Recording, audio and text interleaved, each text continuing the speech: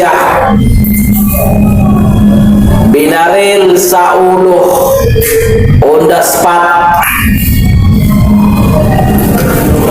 Ito ang kaganapan o nangyayari sa kanyang buhay.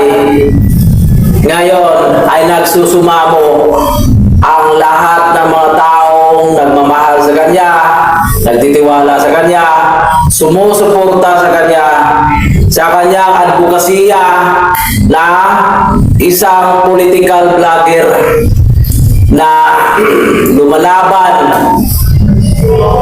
kay PBBM, kay Martin Romualdez.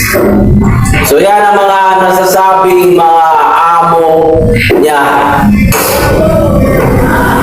Nagiging isang political vlogger na sinasabi ng lahat at sa ibang mga kontratista, mismo numero 1 tayong mga DDS na siya ay bayaran. So ayan.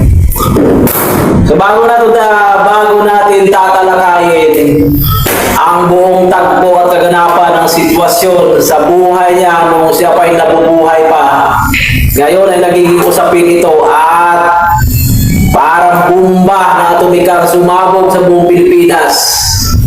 Ang pagkamatay niya ngayon ay viral at trending at nagiging pulutan, sentro sa social media. So yan. Unang-una, magandang araw sa ating lahat at mapagpalang araw bawat isa sa atin.